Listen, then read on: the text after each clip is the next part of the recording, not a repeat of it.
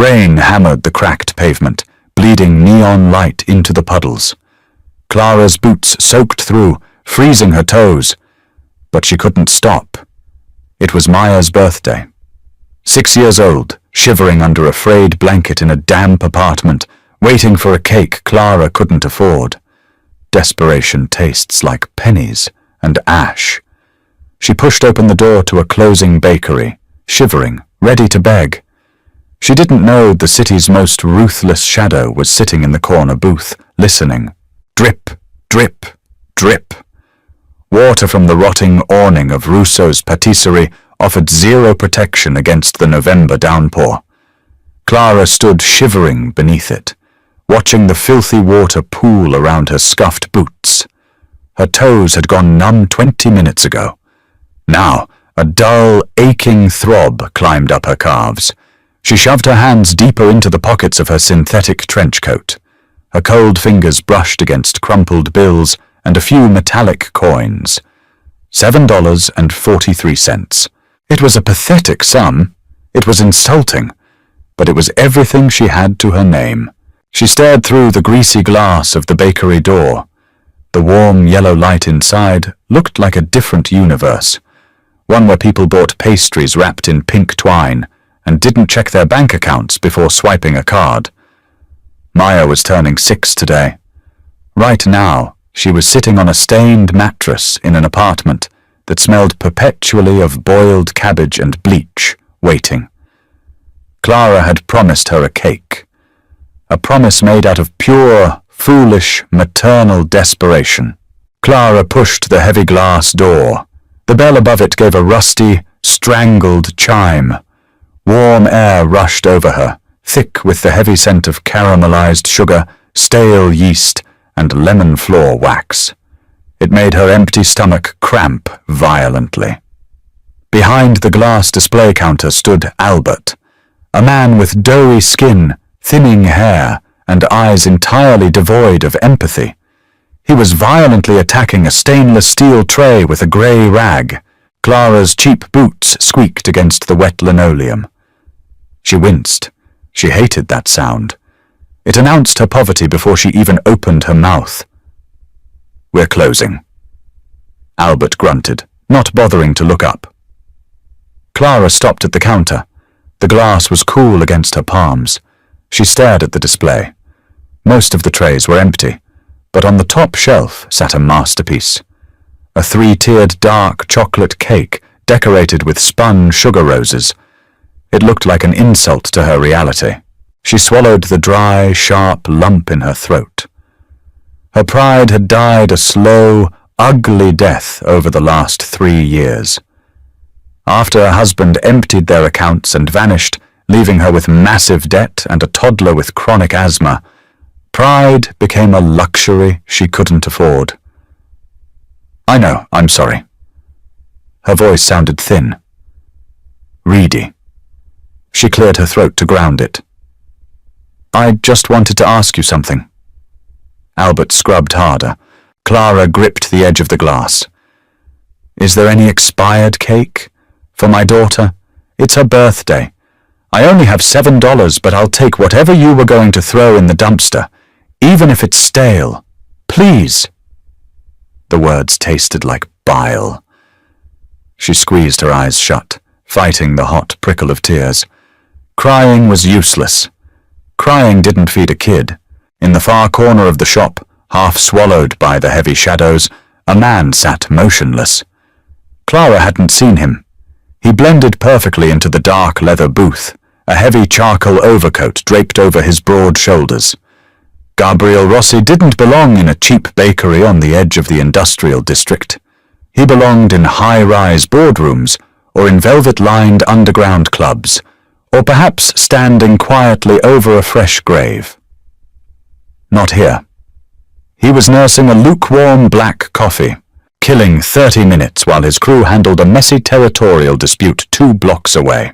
He heard her. Gabriel possessed a mind engineered to catalogue human weakness. It was how he maintained power. He listened to the slight tremble in the woman's voice. He observed the frayed cuffs of her coat dripping rainwater onto the pristine floor. He smelled the ozone clinging to her wet hair, cutting through the bakery's sugar-heavy air. Albert finally looked up, his lip curling into a sneer. "We don't sell garbage. Against health codes. Go to a shelter." Clara's knuckles turned stark white against the glass. "You throw it away anyway," she whispered, her voice tightening. "I've seen the black bags in the back alley. I'm not asking for charity. I have $7, just one slice, a cupcake, anything." I said no. "Get out before I call the cops for loitering." A muscle ticked violently in Clara's jaw. A sudden, terrifying wave of rage washed over her. She wanted to scream. She wanted to smash the display case with her bare fists and grab the chocolate cake. She imagined the glass shattering, the alarm blaring. She would go to jail, and Maya would go into the foster system. The rage evaporated, leaving only a hollow, sick exhaustion. Survival meant swallowing the anger. She nodded. A tight, jerky, robotic motion. "Okay, thank you." She turned to leave, her boots squeaking again. "Wait!" The voice didn't come from behind the counter. It came from the shadows. It was low, rough, like heavy gravel rolling over a sheet of velvet. Clara froze. The man in the booth stood up. He was tall, overwhelmingly so, blocking out the dim street light filtering through the side window. As he stepped forward, the neon open sign buzzed, briefly illuminating a face carved from hard lines. A sharp jaw, deep-set, exhausted eyes, and a faint, silver scar slicing through his left eyebrow. He moved with a terrifying liquid grace. Absolutely silent. Albert went pale. The doughy man seemed to shrink. He knew exactly who was in his shop. Gabriel walked past Clara. He smelled of rain, expensive cedarwood, and something sharp and metallic beneath it all. Copper. Blood. Clara's stomach dropped. Her instincts screamed at her to run, but her legs felt like lead. He stopped at the counter. He didn't look at Albert. He pointed a scarred, bare finger at the large chocolate cake on the top shelf. "Box it," Gabriel said. Albert scrambled, dropping his rag. "Mr. Rossi, that's an order for tomorrow morning. It's $50. Gabriel tilted his head, just a fraction of an inch. The silence in the room suddenly felt physical. It pressed against Clara's eardrums. "Box it," Gabriel repeated. The tone was softer this time, deadlier. Albert's hands shook violently as he grabbed a large white cardboard box and began wrestling the cake into it. Clara stood rooted to the spot. Her heart hammered against her ribs, a frantic, trapped bird. I can't pay for that," she stammered, stepping backward towards the door. Gabriel turned his head to look at her. His eyes were the color of a bruised winter sky, cold yet strangely hollow. "I didn't ask you to pay." The street outside was a labyrinth of wet, gleaming asphalt and flickering yellow street lamps. Clara walked fast, practically jogging, clutching the large, heavy cake box against her chest. The cardboard was already getting damp from the drizzle, but she didn't care. Maya was going to have a cake. A real decadent, absurdly heavy cake. Yet dread coiled tight and heavy in Clara's gut. Nothing in this city was free. She had learned that the hard way, especially not from men who wore tailored coats and carried silence like a loaded weapon. Men who made cruel bakers tremble just by breathing the same air. Footsteps behind her, slow, rhythmic, perfectly spaced. Clara's breath hitched in her throat. She tightened her grip on the box and sped up, taking a sharp left into a narrow alleyway that cut through to the back of her apartment building. The moment she turned the corner, she knew it was a stupid mistake. The alley was pitch black, stinking of rotting garbage, damp brick, and sour beer. The footsteps followed. They didn't speed up. They just kept that same relentless, predatory pace. Panic spiked, hot and bright. She dropped her free hand into her pocket, fingers wrapping around her house keys. She arranged them between her knuckles. It was a pathetic defense. You walk too fast for someone wearing cheap boots with worn soles. The voice echoed slightly off the wet brick walls. Clara spun around, her chest heaving. He was there, standing at the entrance of the alley, a tall, broad silhouette against the distant street lights. He wasn't hurrying. He was just watching her. "What do you want?" Clara's voice shook. She hated herself for it. "I told you I couldn't pay you. I didn't ask for your help back there." Gabriel took a slow step forward into the darkness of the alley. "If I wanted your money, I wouldn't have bought you a $50 cake. Put the keys away before you break your own fingers." Clara swallowed hard, keeping her fist clenched in her pocket. "Then what do you want? Men like you don't do favors. Men like me." He let out a dark, humorless breath that might have been a laugh. "What kind of man am I?" "The kind who hurts people." She didn't know why she said it. It was stupid, suicidal, but she was exhausted. Exhausted from being poor, from being scared, from begging men who held all the power. Gabriel stopped a few feet away, close enough that she could feel the heat radiating from him in the damp chill. Close enough to see the deep lines of exhaustion etched around his mouth. "You have a daughter," he stated. It wasn't a question.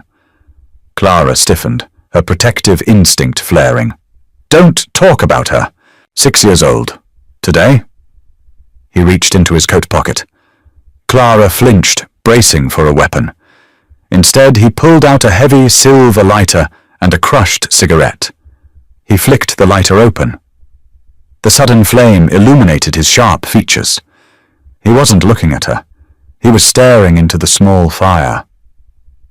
"My sister would have been 30 today. She died when she was 6. Clara blinked, the sheer unpredictability of the statement throwing her entirely off balance. The hostility stalled in her throat. "Pneumonia," Gabriel continued, lighting the cigarette and snapping the silver lid shut. The darkness rushed back in, save for the cherry-red ember of the tobacco. "Because my mother was too proud to beg, and we had no heat in our building." She froze in her sleep. Clara stared at him. The rain dripped from her hair, running down her neck under her collar. She hugged the cake box tighter. The sharp, terrifying image of this Mafia enforcer dissolved for a split second, replaced by the image of a starving kid in a freezing room. "I'm sorry," she said. The words slipped out automatically. "Don't be. It was a long time ago. The world is built on dead things." He took a slow drag, the ember flaring. He stepped back, giving her space. "Take the cake to your kid. Tell her happy birthday." He turned to leave, his long coat swishing against the wet pavement. Clara watched his broad back recede towards the street. Her mind raced. The logic of the slums dictated she run inside and lock the door, but the human being inside her, the one starved for any shred of decency in a vicious world, spoke up before she could stop herself. "Why follow me?" she called out to his retreating back. Gabriel paused. He glanced over his shoulder. The street lamp caught the silver scar on his brow to make sure nobody jumped you and stole it. He said simply, his voice flat. "This neighborhood is a cemetery for nice things. Go home, Clara." He knew her name. Before she could process the chill that sent down her spine, he vanished into the dark, leaving Clara alone in the alley with a pristine cake and a racing heart. 3 days passed. The cake was gone, devoured over 3 nights by a very sticky, very happy Maya. The dark chocolate stains on her cheap, pilled pajamas were a badge of honor she refused to let Clara wash away. But the sugar high eventually faded, and reality crashed back down with the force of an anvil. Rent was due. Clara scrubbed the laminate tables at the diner until her knuckles split and bled. The smell of old grease, burnt coffee, and cheap syrup clung to her pores, settling deep into her skin. She emptied her apron pocket at the end of a double shift, counting her crumpled bills on the counter. $32. She was $250 short. Her landlord, a perpetually sweaty man named Henderson, had already slipped a pink eviction warning under her door. Worse, Maya's cough was returning. A deep, wet, rattling sound that kept Clara awake at night, staring at the ceiling, mapping the yellow water stains like constellations of her own failures. It was Tuesday night, 11:45 p.m. Clara locked the heavy glass doors of the diner and began the long trudge home. The wind was sharp, biting violently at her exposed neck. She didn't walk through the alley this time. She stuck to the main roads, her eyes darting nervously at every shadow. She hadn't seen the man, Gabriel Rossi, she had learned after a terrified Google search at the public library, since the bakery. Head of the Rossi syndicate, controlled the eastern docks, illegal gambling rings, and half the city's underground logistics. A ghost. A monster. Clara reached her building. The hallway smelled strongly of boiled cabbage and cat urine. The overhead bulb on her floor was burnt out, leaving the corridor plunged in gloomy grey light. As she reached her door, her heart stopped. The lock was completely shattered. The cheap wood around the deadbolt hung in jagged splinters. Clara stopped breathing. Her keys slipped from her numb fingers, hitting the scuffed linoleum with a deafening clatter. Maya was inside. She was supposed to be asleep with Mrs. Higgins, the elderly half-deaf woman from down the hall who watched her for $10 a night. "Maya!" Clara screamed, pushing the broken door open, ignoring every survival instinct that told her to run away and call the police. The apartment was pitch black. "Maya!" "She's asleep." The voice came from the cramped living room. It was calm, deep, familiar. Clara scrambled for the wall switch, her hands shaking violently. The harsh yellow light flickered on. Sitting in her ratty thrift store armchair, looking absurdly out of place, was Gabriel Rossi. He was wearing a dark, tailored suit, though his tie was loosened. He looked incredibly tired. A heavy, silver-handled cane rested against his knee, something he hadn't carried in the alley. Clara's wide eyes darted immediately to the bedroom door. It was slightly ajar. She could hear the soft, rhythmic, congested wheeze of Maya breathing. She was safe. She whipped her head back to Gabriel. Her maternal terror morphed instantly into hot, blinding rage. She grabbed a heavy glass vase from the side table, dumping the dead, dried flowers onto the floor. "Get out!" she hissed, her whole body vibrating. "Get the hell out of my house!" Gabriel didn't flinch. He didn't even look at the improvised weapon in her trembling hand. He was looking at the peeling floral wallpaper, at the leaking radiator held together with duct tape, at the stack of red-stamped past-due bills sitting on the tiny kitchen counter. "Your landlord," Gabriel said, his voice terrifyingly conversational, "is a pig. He broke the door trying to physically throw you and your kid out onto the street tonight. Ranted about you being 3 days late." Clara felt the blood drain from her face, pooling in her feet. Henderson. He had threatened to change the locks, but she never thought he'd do it violently while her child was inside. "Where is he?" she asked, her voice cracking. Her grip on the vase faltered. "In the ICU," Gabriel replied, mildly, picking a piece of lint off his suit jacket. He slipped and fell down 3 flights of stairs, broke both his legs and his jaw. Very clumsy man. Clara lowered the vase slowly. The heavy implication hung in the damp air of the room. He had crippled a man for her. No, Clara wasn't stupid.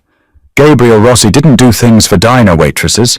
He did things because he wanted leverage, because he wanted to own things.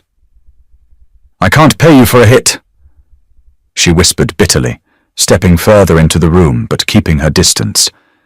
"I couldn't pay for a piece of cake. I can't pay for a hospital bill. Sit down, Clara. I prefer to stand, Gabriel sighed, leaning his head back against the armchair. He closed his eyes for a second. You have a degree in forensic accounting. You dropped out 3 months before graduation when you got pregnant. You've been working under-the-table jobs for 3 years because your ex-husband ruined your credit score, defaulted on a loan in your name, and vanished. Clara felt stripped naked. A cold sweat broke out on her neck. Have you been investigating me? I investigate everyone I intend to employ. Gabriel opened his eyes and looked at her. She stared at him, the vase hanging limply at her side. Employ? He reached into the inner pocket of his jacket and pulled out a thick, sealed manila envelope. He tossed it onto the cheap coffee table. It landed with a heavy, substantial thud. I need a bookkeeper, Gabriel said, leaning forward, resting his hands on the head of his cane. Someone who understands complex numbers but doesn't exist on paper. Someone desperate enough to keep their mouth shut and smart enough to know I'll bury them in cement if they don't. Clara looked at the envelope. She knew exactly what was inside.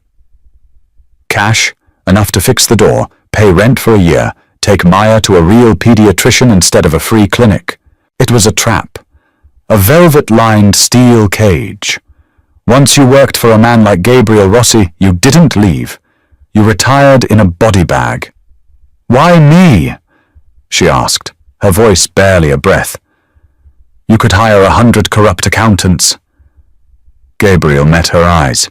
The dead, cold emptiness in his gaze fractured, just for a fraction of a second, revealing something dark, ravenous, and profoundly damaged beneath. Because a mother begging a stranger for expired cake for her kid has nothing left to lose, he said softly. And people with nothing to lose are the only ones I trust. He stood up slowly, leaning slightly on the cane. He towered over her in the cramped, suffocating room. The money is an advance, he said, walking past her toward the broken door. He smelled of rain and cold iron. Fix your lock. Buy the kid a warm coat and some medicine. A car will pick you up on Thursday at 8 a.m. I didn't say yes! Clara called after him, her heart thumping wildly against her ribs. Gabriel paused in the doorway. He looked back at her over his shoulder, the hallway shadows clinging to him. No, he agreed, his voice a low rumble. But you will. He stepped out, and Clara was left alone in the silence, staring at the envelope that held her salvation and her damnation. $100 bills feel different than 1s and 5s. They are crisper, heavier. They don't smell like sweat and cheap wallets. They smell like ink and possibility. Clara sat on the edge of the stained mattress, staring at the thick stack of cash resting on her knees. $2,000. It was a terrifying amount of money to hold in a room with a broken lock.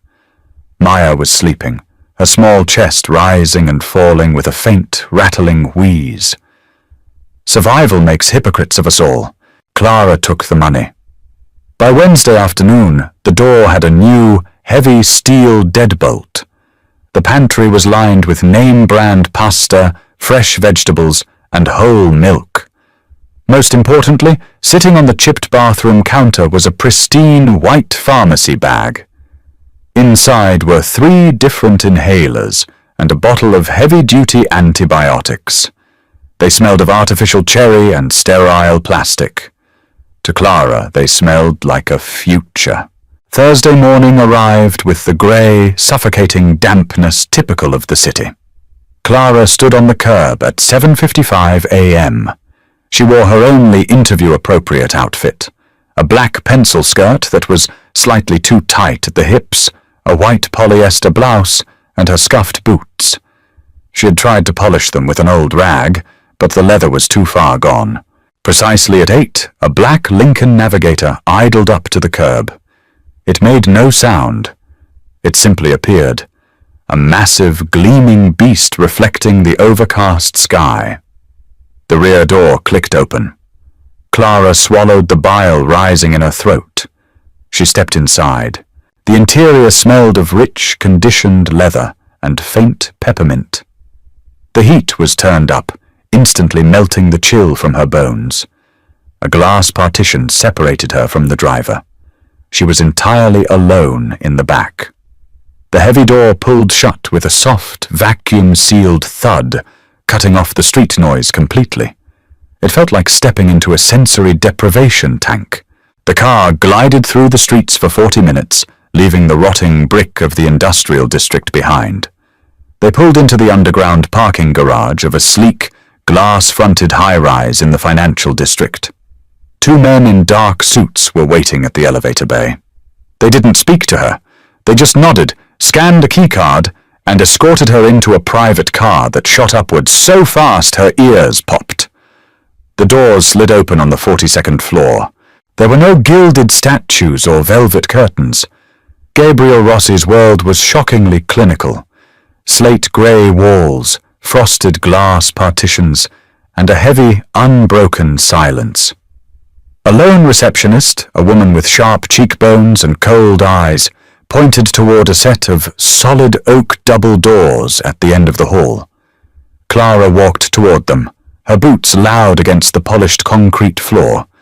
She knocked once. "Come in." Gabriel was standing by a floor-to-ceiling window, looking out over the sprawling, smog-choked city.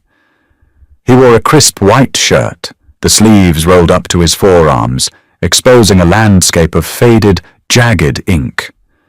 He held his silver lighter, flipping the lid open and closed. Click, snap, click, snap. He turned. His eyes swept over her. They didn't linger on her body. They analyzed her posture, her white-knuckled grip on her cheap purse, the defiant tilt of her chin hiding absolute terror. "You bought the medicine," he said. Not a question. "I did." Clara stood near the door. She refused to walk deeper into the massive office. "I bought groceries. I paid the locksmith. I have $1,420 left. I brought it with me." Gabriel walked to his desk. It was an intimidating slab of black marble, completely bare except for a high-end laptop and a stack of leather-bound ledgers. He sat down, heavily, leaning his cane against the chair. "Keep it. Consider it a signing bonus." He pushed a thick ledger toward the edge of the desk. "Sit down, Clara." She walked forward, her legs stiff. She sat in the leather chair opposite him. It was too soft. It made her feel like she was sinking. "This is the Rossi Logistics Holding Company," Gabriel began, his voice perfectly detached. "We own 17 warehouses, 4 trucking fleets, and a very lucrative waste management contract with the city. On paper, we gross $40 million a year. Off paper, we gross triple that. My current bookkeeper developed a gambling habit and tried to skim from the offshore accounts." Clara's throat felt dry. "Where is he?" Gabriel looked at her. His bruised sky eyes were entirely dead. "He retired to the bottom of the harbor." A cold spike of adrenaline punched through Clara's chest. He said it so casually, like discussing the weather. "I need these books reconciled." Gabriel continued, tapping the leather cover. "Clean money on the left, dirty money on the right. You will find the discrepancies. You will flag the shell companies that are bleeding cash. You work in the room down the hall. You don't ask questions about where the money comes from. You just make the math work." Clara looked at the ledger. It looked like a normal, boring accounting book. But touching it felt like touching a live wire. "If I do this," she whispered. "If I fix your books, when am I done?" Gabriel leaned forward, resting his elbows on the marble. The faint scent of cedar and old blood drifted across the desk. "You aren't. You belong to the payroll now." He held her gaze, a heavy, suffocating weight. "Do the math, Clara. Go home to your daughter. Survive." 4 weeks vanished into a blur of spreadsheets, black coffee, and crushing paranoia. Clara's new office was a windowless room 3 doors down from Gabriel's. It contained a desk, a dual-monitor computer, a shredder, and a locked filing cabinet. She worked from 8 to 4. A car picked her up. A car dropped her off. She was paid in cash, discreetly left in an envelope on her keyboard every Friday. The money was staggering. Maya had a new winter coat. The heater in their apartment was fixed. Clara had even bought real coffee beans instead of the cheap instant powder. But every bite of food tasted slightly metallic. She knew what she was looking at on those screens. She saw the bribes to city aldermen tucked under consulting fees. She saw the massive, sudden influxes of cash routed through shell corporations in the Caymans. Blood money, extortion money, drug money. She was cleaning it. She was making the violence palatable for the IRS, and she was terrifyingly good at it. She found the leak within her first 10 days. The previous accountant hadn't just been skimming. He had been rerouting a percentage of the shipping tariffs to a rival family's holding company. When Clara brought the printed spreadsheet to Gabriel, pointing out the buried routing numbers with a trembling finger, he hadn't said a word. He just stared at the paper for a long, terrible minute. Then he nodded, took the paper, and left the office. He didn't come back for 2 days. When he did, he had fresh bruises on his knuckles and a slight limp that forced him to lean heavily on his cane.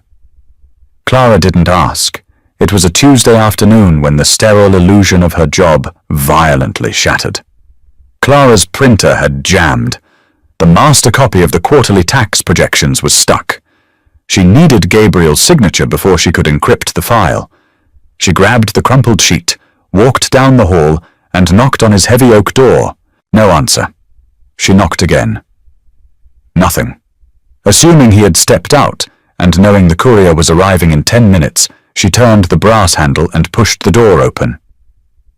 "Mr. Rossi, I need—" The words died in her throat. The room smelled of copper, hot, sharp, and sickeningly sweet. Gabriel was not alone. 2 massive men in tactical gear were holding a third man on his knees in the center of the plush, expensive rug.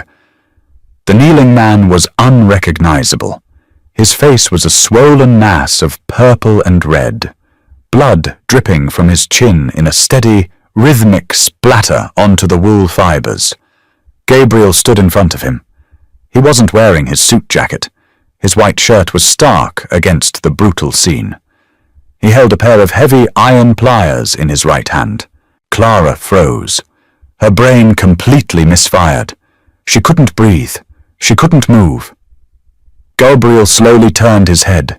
His chest was heaving slightly.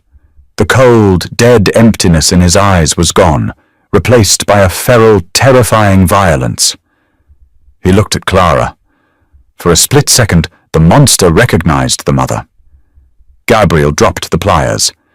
They hit the floor with a dull, heavy thud. He pulled a handkerchief from his pocket and slowly wiped his hands, never breaking eye contact with her. "Take him to the warehouse," Gabriel said to the guards, his voice perfectly even, completely devoid of the rage that radiated from his pores. "We're done here." The guards hauled the weeping, bleeding man to his feet and dragged him toward the private service elevator in the back of the office. Clara stood in the doorway, the crumpled tax form shaking violently in her hand. Her stomach rolled. The metallic smell was overwhelming. She took a step back, her heel catching on the carpet. Gabriel walked toward her. He stopped 5 feet away, giving her space. He tossed the bloody handkerchief onto his desk. "You didn't wait for permission to enter," he said quietly. The printer." Clara stammered, stepping back again. Her back hit the door frame.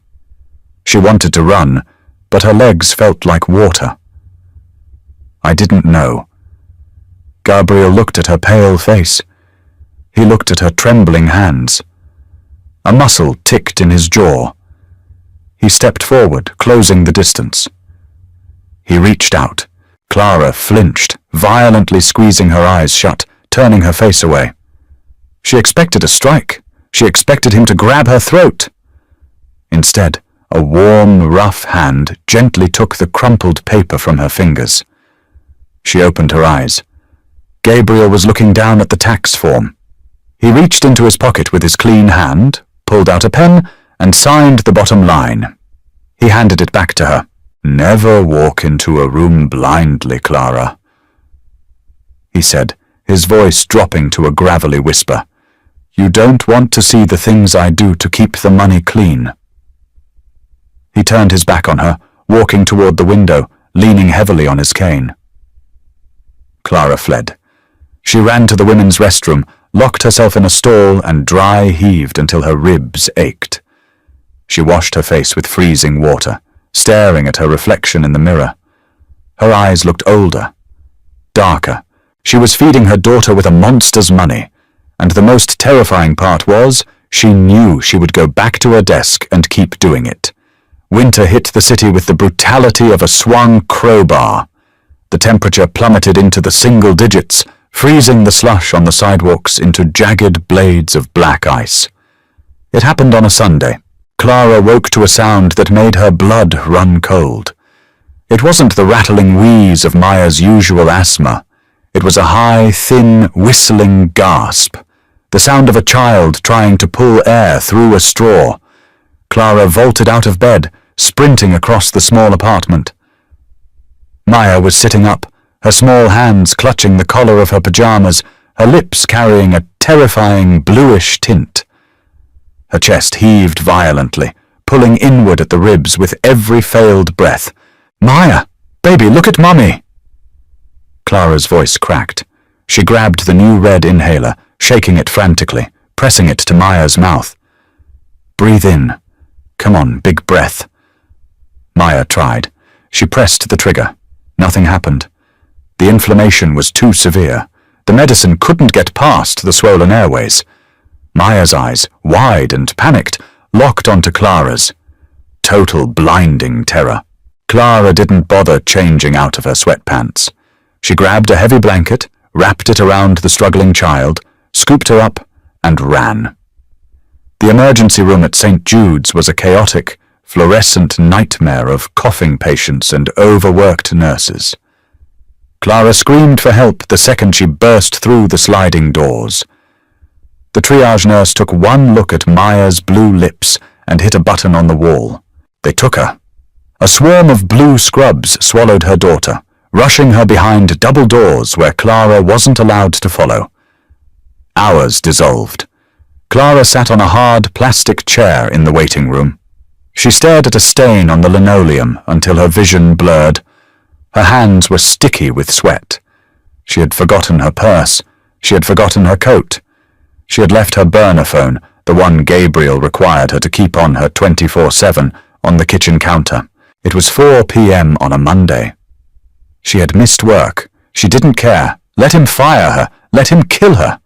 If Maya died behind those double doors, Clara was already a ghost.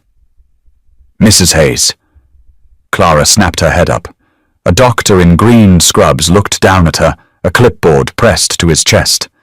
His expression was grim. "Is she—" Clara couldn't finish the sentence. The words choked her. "She's stabilized," the doctor said quickly, offering a tight, reassuring nod. "We had to intubate her. Her airways were completely restricted. A severe viral pneumonia exacerbating the asthma. She's in the pediatric intensive care unit. She's asleep."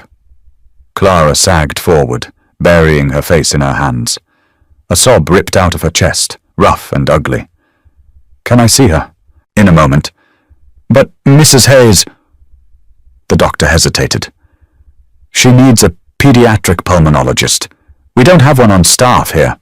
We need to transfer her to St. Luke's across town, but they won't accept the transfer without a massive down payment. Your insurance is—" He trailed off, looking at the clipboard. Non-existent. "How much?" Clara asked, wiping her nose with the back of her hand, looking up at him with desperate eyes. 20,000, up front. Clara felt the floor drop out from under her. She had $1,000 hidden in a coffee can. 20,000 was a mountain. It was impossible. I can get it. Give me a day. Let me make some calls. She lied frantically. The doctor looked sympathetic but firm. I can hold her here on the ventilator for 48 hours. After that, we have to move her to a step-down unit, which isn't equipped for her severity. He walked away, leaving Clara to drown in the harsh, fluorescent light. She stood up. She had to go back to the apartment. She had to get the burner phone. She had to beg Gabriel Rossi. The heavy glass doors of the emergency room slid open. A wall of freezing air hit her, carrying the scent of expensive cedar and sharp ozone. Gabriel walked into the waiting room. He wasn't wearing a suit. He wore a heavy black wool sweater and dark jeans. His hair was messy, damp from the snow outside. He held his cane in his right hand. He stopped, scanning the crowded room, his bruised eyes locked onto Clara. He didn't look angry. He looked frantic. The impenetrable Mafia boss was gone. In his place was a man who looked like he had run 5 miles through a blizzard. He closed the distance between them in 3 long strides. He stopped right in front of her. He looked at her bare arms, goosebumps raising on her skin, and her tear-streaked, exhausted face. "You didn't answer your phone," he said. His voice was ragged. "She couldn't breathe." Clara choked out, the last thread of her composure snapping. She didn't care who he was. She didn't care about the blood on his hands. He was a solid object in a world falling apart. "She has pneumonia. They put a tube down her throat. Gabriel, they want $20,000 to move her to a specialist. I don't have it. I swear I'll work for you for the rest of my life. I'll cook the books forever. Please." Gabriel stared at her. The word pneumonia hung in the air between them, a heavy, suffocating ghost. His jaw tightened so hard Clara thought his teeth would crack. He didn't say a word. He shrugged off his heavy wool overcoat, wrapping it around Clara's freezing shoulders. The coat smelled fiercely of him, wrapping her in sudden, overwhelming warmth. He pulled a sleek black smartphone from his pocket and hit a single button. "Bring the car to the ambulance bay." Gabriel barked into the phone. "Call St. Luke's. Tell Dr. Aris to get out of bed and get to the pediatric ICU right now. Tell him the Rossi family is making a donation of $100,000 to his department, and if he isn't waiting at the doors when we arrive, I'm burning his hospital to the ground." He hung up. Clara stared at him, her mouth parted in shock. The sheer, terrifying weight of his power shifted reality in a matter of seconds. Gabriel looked down at her.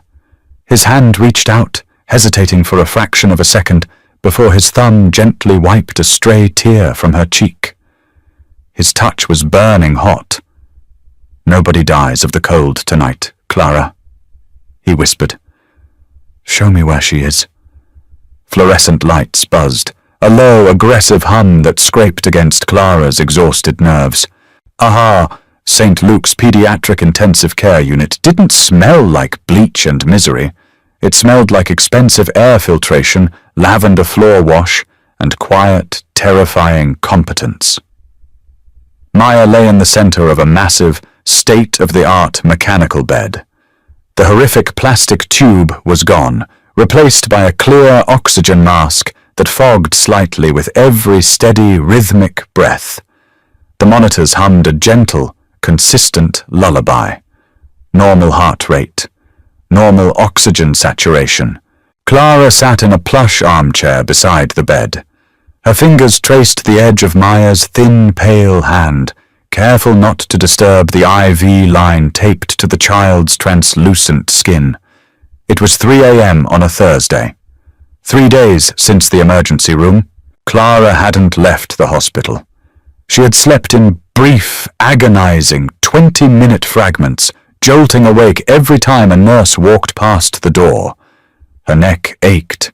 Her mouth tasted like old copper and burnt coffee. She still wore Gabriel's heavy black wool overcoat. She hadn't taken it off. It was too large, swamping her frame, but it retained a faint, stubborn trace of his scent. Cedar and cold rain. It was the only thing grounding her to reality. A shadow moved in the doorway. Clara didn't flinch. She knew the cadence of those footsteps now. Slow. Heavy. The slight, almost imperceptible drag of a cane on linoleum. Gabriel stepped into the dim room. He looked entirely out of place among the pastel walls and cartoon animal decals. He wore a charcoal suit, immaculately tailored, but his face was an ash-grey mask of pure exhaustion. The silver scar on his brow caught the dim light from the hallway. He didn't speak. He walked to the foot of the bed and looked down at the sleeping 6-year-old. His jaw ticked. "The doctors say she can go to the step-down unit tomorrow," Clara whispered. Her voice was raspy, destroyed by days of crying and disuse. "Her lungs are clearing. The antibiotics are working." Gabriel nodded once. A sharp, rigid motion. "Dr. Aris knows what he's doing. I pay him enough to ensure he never makes a mistake." Clara pulled her gaze from Maya and looked at the man standing in the shadows. $100,000. "A rounding error," Gabriel replied softly, his eyes never leaving the child. "Don't flatter yourself into thinking it bankrupts me, Clara. It buys priority. It buys oxygen. It buys us." The words slipped out before she could stop them. Raw, jagged, and terrifyingly honest. Gabriel finally looked at her. His eyes, the color of a bruised winter sky, locked onto hers. The silence in the room suddenly felt dense, thick enough to choke on. He walked around the edge of the bed, stopping just inches from her chair. He leaned heavily on the silver handle of his cane. "Does it?" he asked, his voice dropping an octave, becoming a rough gravel slide in the quiet room. "Is that what you think this is? A transaction?" Clara gripped the armrests. Her knuckles turned white. "What else could it be? Men like you don't save children out of the goodness of their hearts. You don't have a heart, Gabriel. I saw what you did to that man in your office. I see the ledgers. I know exactly what you are." She expected anger. She expected him to remind her of her place, to threaten her, to pull the plug on her fragile, bought security. Instead, Gabriel leaned down. He placed one large, scarred hand on the armrest of her chair, trapping her. The heat radiating off his body was immense. She could feel the subtle vibration of his breathing. "You're right," he said softly, his breath brushing against her cheek. "I am exactly what you think I am. I ruin things. I break people. I exist in the dark so people like you don't have to." He tilted his head, his gaze dropping to her trembling lips before snapping back to her eyes. "But you need to understand something, Clara. I didn't buy you. If I wanted to own you, I wouldn't have given you an office. I would have locked you in a gilded cage and thrown away the key. You're here because you chose to walk into the fire to keep your daughter warm." He straightened up, the sudden absence of his heat leaving a cold vacuum in the air. "The hospital bill is paid in full. There is a trust fund set up in Maya's name to cover her medication until she turns 18. The paperwork is completely sterile, untraceable to me or the syndicate." Gabriel reached into his jacket pocket and pulled out a small, sleek, black phone. He set it on the bedside table. "Your old burner is compromised. Use this. When she's discharged, a car will take you to a new apartment in the Heights. Better security. Clean air." Clara stared at the phone, her chest squeezed tight. "And what do you get out of this?" Gabriel looked at her for a long, agonizing moment. The emptiness in his eyes fractured, revealing a bone-deep, terminal weariness. "A bookkeeper who knows how to keep her mouth shut," he said flatly. He turned and walked out of the room. The soft tap of his cane faded down the hallway, leaving Clara alone with the hum of the monitors and the crushing, terrifying realization that she was no longer afraid of the monster. She was afraid of how much she needed him. 2 weeks later, the air inside the Rossi Logistics holding company was suffocatingly dry. Clara sat at her desk, staring at dual monitors until the spreadsheets began to blur into a meaningless sea of green and red cells. Maya was safe. She was sitting in the living room of a sprawling, sunlit apartment on the 45th floor of a secure building, watching cartoons with a private nurse Gabriel had hired. Clara's life was completely unrecognizable. She wore tailored silk blouses and expensive heels. Her bank account held more money than she had seen in her entire life. Yet a cold dread sat permanently at the base of her spine. She clicked through a maze of offshore routing numbers, tracing a discrepancy she had noticed 3 days ago. $7 million was missing from the shipping tariffs account. It hadn't been skimmed. It had been systematically rerouted. Her finger traced the screen. Shell company to shell company. A phantom logistics firm operating out of a rusted warehouse by the docks. She cross-referenced the property deed. The name listed on the LLC was Dominic Vane. Clara's blood ran cold. Vane, the rival family, the ones Gabriel had beaten the embezzling accountant over. Vane wasn't just stealing money. He was using Rossi infrastructure to smuggle something heavy.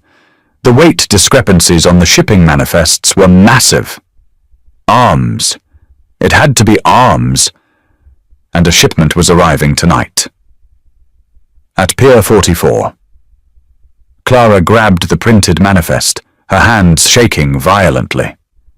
She shoved her chair back, ignoring the sharp scrape of the wheels against the floor, and bolted out of her office. She ran down the hall to Gabriel's heavy oak doors. She didn't knock. She pushed them open. "Gabriel, you need to—" The office was empty. His desk was cleared. The laptop was gone. The heavy crystal ashtray was spotless.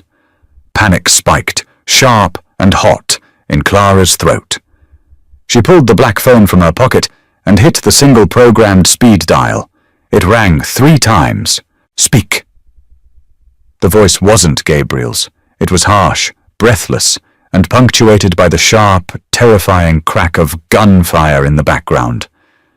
It was Luca, Gabriel's head of security. "Where is he?" Clara demanded, her voice cracking. "Pier 44. He walked into a trap, Luca. Vane used our own shipping manifests to overload the docks. The containers aren't empty. They're heavy. It's an ambush." Static crackled over the line. A heavy concussive boom rattled the speaker, making Clara flinch violently. "He knows," Luca grunted, the sound of tearing metal echoing behind him. "We're pinned behind the loading cranes. Vane brought half his muscle. They had heavy artillery waiting." "Pull him out!" Clara screamed, her professionalism completely shattering. "He won't leave the shipment. If Vane takes the pier, the Rossi family loses the eastern seaboard. Stay in the office, Clara. Lock the door." The line went dead. Clara stared at the phone. Her breathing grew shallow, rapid. The instinct to survive screamed at her to do exactly what Luca said. To lock the door. To hide under the marble desk. To go home to her daughter and pretend the blood didn't exist. She looked at the printed manifest in her hand. $7 million. Gabriel had spent hundreds of thousands keeping her daughter breathing, and he was currently bleeding out on a freezing dock for the sake of shipping crates. She ran to Gabriel's desk. She yanked open the heavy bottom drawer. She knew what was inside. She had seen him put it there. Her hand wrapped around the cold, heavy steel of a 9mm Glock. She didn't know how to shoot. She barely knew how to hold it. It felt like holding a live grenade. But she shoved it into the waistband of her skirt, pulled her coat tight, and ran for the private elevator.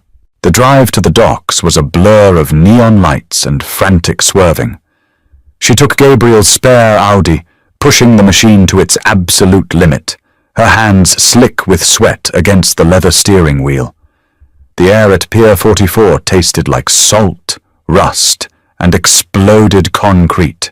Clara slammed the car into park behind a stack of rusted shipping containers. The sound was deafening.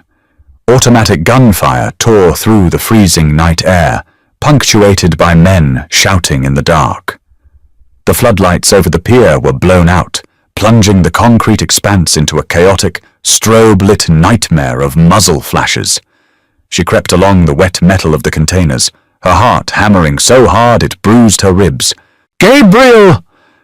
she screamed, her voice completely swallowed by the roar of a shotgun blast. She rounded the corner of a red Maersk container. A body lay on the ground. One of Vane's men, his chest ripped open, eyes staring blankly at the cloudy sky. Clara choked on a sob, pressing her hand over her mouth. The metallic smell of fresh blood was overwhelming. It coated the back of her throat. She forced herself to step over him. 50 yards away, pinned behind the heavy steel legs of a loading crane, was a pocket of resistance. 3 men. One of them was wearing a charcoal suit, his white shirt stained a horrific, spreading crimson at the shoulder. Gabriel. He was leaning heavily against the steel, firing a sleek black rifle with his good arm. Luca was beside him, barking orders into a radio. They were surrounded. Vane's men were advancing, using the rows of containers for cover. Clara pulled the Glock from her waistband. Her hands shook so violently the metal rattled against her wedding ring. A shadow moved to her left. One of Vane's men was flanking the crane. He was stepping out from behind a blue container, raising an assault rifle, aiming directly at Gabriel's exposed flank. Gabriel didn't see him. The noise was too loud. The angle was blind. Clara didn't think. There was no moral debate. There was no hesitation.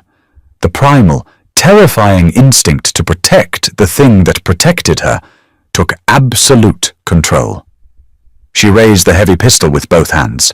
She squeezed her eyes shut. She pulled the trigger. The kickback was violent. It threw her backward, slamming her shoulder into the corrugated metal of the container behind her. A sharp, burning pain shot up her arm.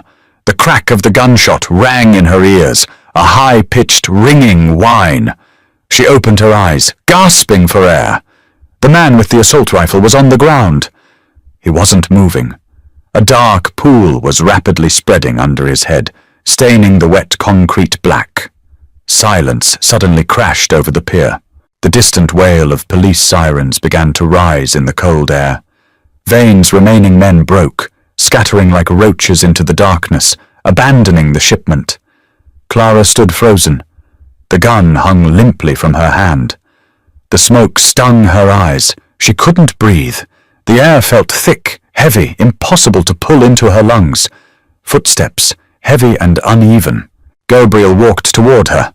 He was holding his right shoulder, blood seeping through his fingers, staining his crisp white shirt. He dropped his rifle. He stopped 3 feet away from her.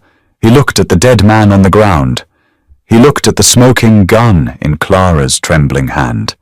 His eyes, usually dead and cold, burned with a furious, terrifying heat. "What did you do?" he breathed, his voice a ragged scrape against the silence. Clara dropped the gun. It clattered against the concrete. Her knees buckled. Gabriel caught her. His uninjured arm wrapped around her waist, pulling her flush against his chest. He smelled of sweat, cordite, and copper. He was warm. He was solid. He was entirely lethal. "You're bleeding!" Clara choked out, her hands gripping the lapels of his ruined jacket. She was shaking violently, unable to stop the tremors racking her body. "It's a graze." Gabriel grunted, his jaw tight. He buried his face in her hair. His breathing was heavy, ragged. "You shouldn't have come here, Clara. You shouldn't have seen this. You crossed the line." "They were going to kill you," she sobbed, burying her face against his intact shoulder. The reality of what she had done crashed over her. She had taken a life. She had murdered a man. "Who takes care of Maya if you die? Who takes care of me?" Gabriel stiffened. The sheer naked vulnerability in her words hit him harder than the bullet had. He tightened his grip on her, lifting her slightly off the ground. "Luca!" Gabriel barked over his shoulder. "Wipe the gun. Call the cleaners. We have exactly 3 minutes before the sirens get here." He didn't let go of Clara. He half-carried, half-dragged her toward the idling Audi hidden in the shadows. He shoved her into the passenger seat, his blood smearing against the pristine leather. As he slammed the door shut, trapping them in the suffocating silence of the cabin, Clara realized the horrifying truth. The cage wasn't locked from the outside. She had just locked herself in. The penthouse apartment was entirely silent. The private nurse had taken Maya to the park hours ago, leaving the massive, sunlit rooms feeling hollow. Clara stood by the floor-to-ceiling windows, looking out over the sprawling city. The sky was a bruised purple, heavy with the threat of more snow. She held a mug of black coffee. It had gone cold 20 minutes ago. It had been 4 days since Pier 44. The news reported a gang shootout by the docks. No arrests, no suspects, just a pile of bodies and confiscated weapons. The Rossi family had consolidated their power.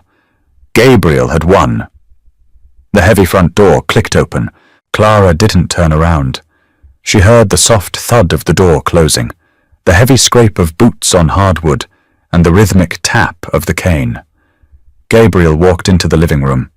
His arm was in a sleek, black sling, resting against his chest. He looked paler than usual, the deep lines of exhaustion carved deeper into his face. He stopped a few feet behind her. He didn't speak. He just stood there, his presence a heavy gravitational pull in the room. Clara took a sip of the cold coffee. It tasted like ash. Maya asked where you were this morning.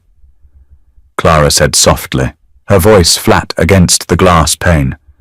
She wanted to show you her new coloring book. Gabriel shifted his weight. Tell her I had business to attend to. I don't lie to my daughter. Clara finally turned to face him. He looked at her. Her eyes were hollow, ringed with dark circles. The tailored silk blouse was gone, replaced by a faded grey sweater. She looked exactly like the woman standing in the bakery 2 months ago. Desperate. Broken. Gabriel reached into his coat pocket with his good hand.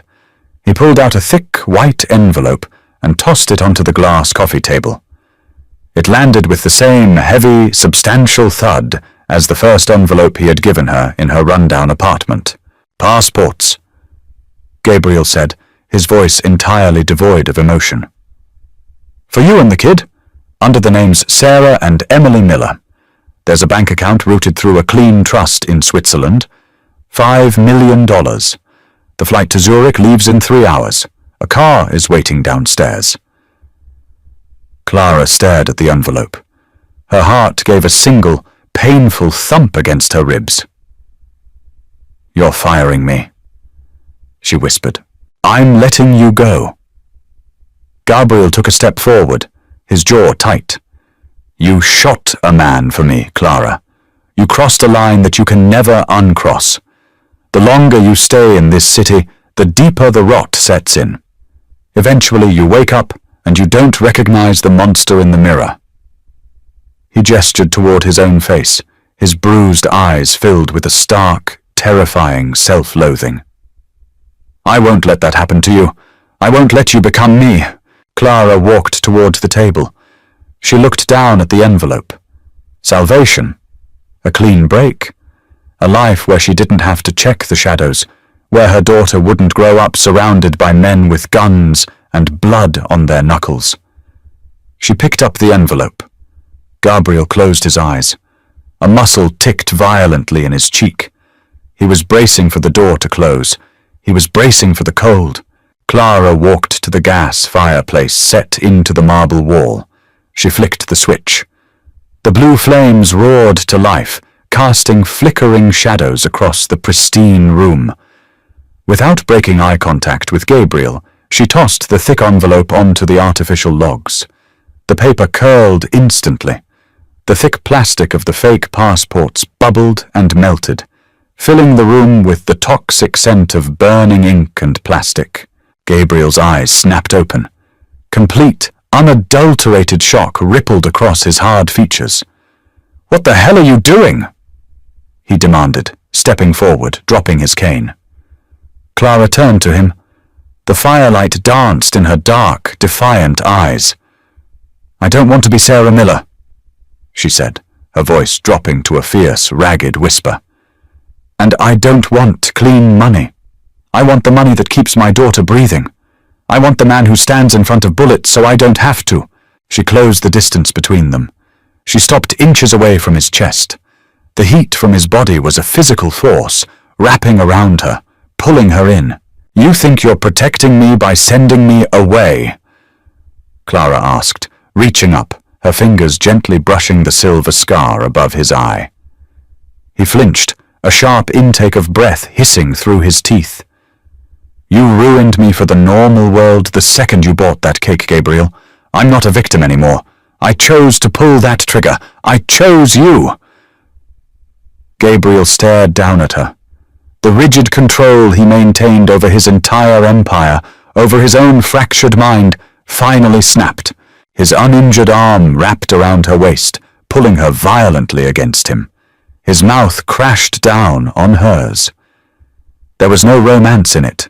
It was brutal, desperate, and tasting of deep, unspoken terror. It was a collision of two broken things, realizing they fit perfectly together in the dark. Clara gasped against his mouth, her hands tangling in his dark hair, pulling him closer. The kiss was messy, raw, and punishing. It tasted like cold coffee, sweat, and absolute surrender. He broke the kiss, pressing his forehead against hers. His chest heaved. His breath was ragged against her skin. "You don't know what you're doing," he grunted, his eyes squeezed shut, his grip on her bruisingly tight. "I will consume you, Clara. This world will eat you alive." Clara let her hands rest against his ruined shoulder. She felt the heavy, frantic beat of his heart through the bandage, then let it. She whispered into the quiet room, the ashes of her escape route settling into the fireplace behind them. She wasn't a saint. She was a mother who had learned to survive. And survival, she realized, as Gabriel pulled her back into the dark, crushing warmth of his chest, meant making peace with the monster who loved you. That's it for Clara and Gabriel's explosive, dark journey. If this raw, gritty Mafia romance kept you hooked until the very last drop of blood and ink, smash that like button right now. Do you think Clara made the right choice by burning her only escape, or did she just seal her own doom? Drop your thoughts in the comments below. Don't forget to share this video with your friends who love stories with morally grey heroes and deeply human stakes. Subscribe to the channel and hit the bell icon so you never miss our next full-length audio drama. See you in the shadows.